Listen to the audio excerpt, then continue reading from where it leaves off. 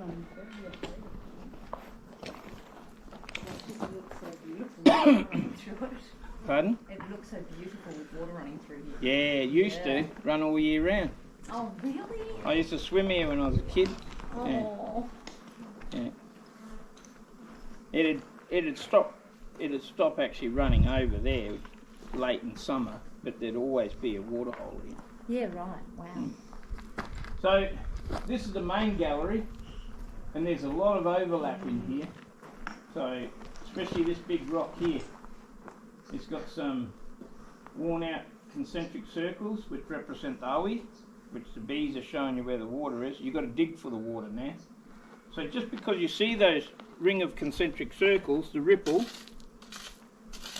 just because you see them on the rock, doesn't mean the water's obvious. Sometimes you've got to let Mother Nature show you where the water is. Birds will fly to water twice a day. Kangaroos will hop to water twice a day. Sometimes you've got to dig for the water, like the roos have been doing here.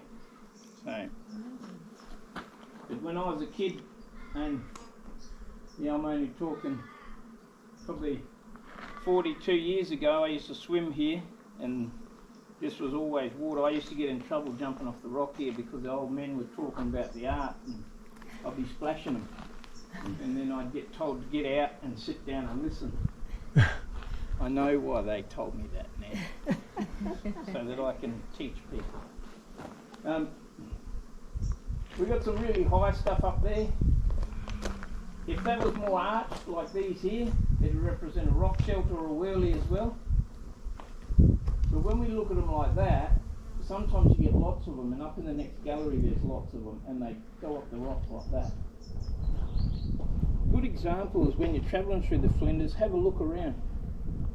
Off in the distance you see the ranges, and there's one browny coloured range, and then one just a little bit bluer, and over the back there's a real light blue one. So you're looking at contour lines, like a mapping system. If it was one, it'd be like, most likely a wadna, a boomerang. If there was lines coming down from it, it'd be a wimmerla, it'd be a grave, and we'd put a windbreak at the head of our graves, a pile of rocks, to protect the dead ones so they have a good sleep. Here we've got a ilda, a ground oven, and a ground oven here, another big one here, with a lot of overlap. So we've lost a lot of this. It's really hard to see. We've got some kangaroo tracks in there, a bit like these two here, down over here. We've got some kangaroo tracks. We've got a couple of lizards in there. We've got some emu tracks, but it's really hard to make out that because probably the same artist kept coming back. He might have come back for a decade every year and chipped away. So we really can't really tell what he was doing. So we are going to lose some of it. Then this fella here, same. We've got some emu tracks in there. We've got a lizard here. See, that's his head, that's his body, that's his legs, that's his tail coming down. And a lot of overlap here. Maybe the mukumai there. Not sure. Mukumai is a ceremonial damper. We've got those arches that represent shelter as well. They can represent a whirly or a rock shelter, a cave. There's 3 circles up here. 1, and then there's another one, 2, and then there's 3.